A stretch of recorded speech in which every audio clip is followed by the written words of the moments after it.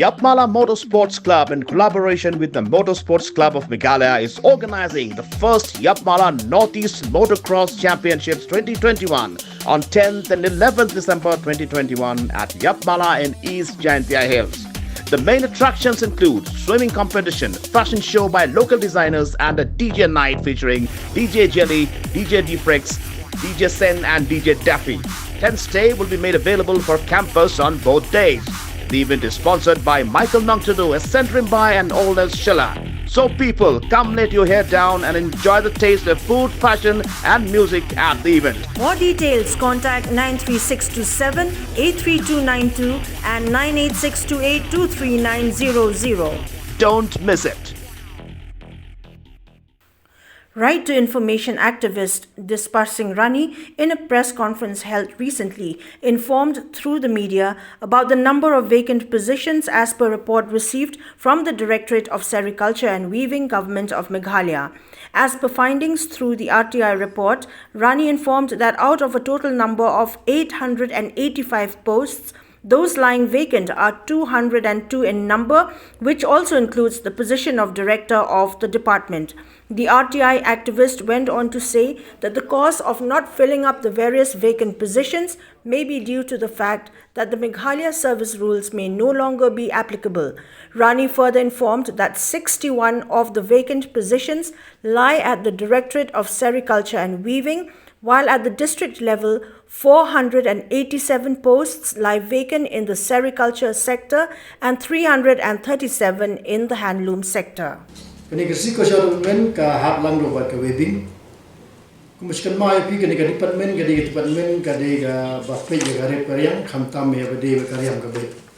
Ti department ko masu penkan mai pi department ko dang supai na ka department juga aplikasi ba department barit.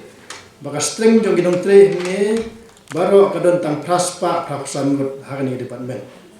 Ndre ka basosi ban yathu epi baka don ka jinglat ka pos hakani department hatu aspa artli ki pos.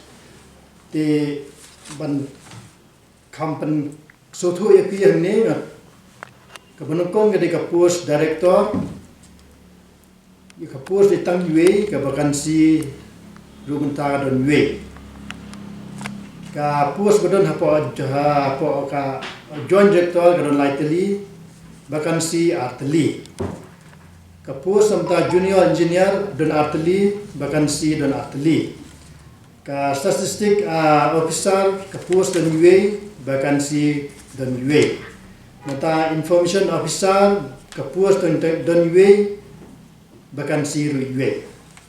Assistant auditor ka pos sanction pos don UA tiga balai ko don tang UA. Public assistant kom translator don teli atli ki pos bat ka pos balai UA. Ka pos LDA ka don sanction pos ka don katwe teli ka batli ka pos ka don santli. Senokar ka pos don UA vakansi don UA. Tigane avede ka official district officer pada district officer pratali ki pos vakansi hadu sautali. Instructor sautali ki pos vakansi ro sautali. Agriculture assistant vakansi UA ka pos don UA. Nata extension officer ka pos kadon hadu khasantali vakansi ro khasantali. Sericulture inspector ka pos kadon arpratali vakansi hadu shpotali.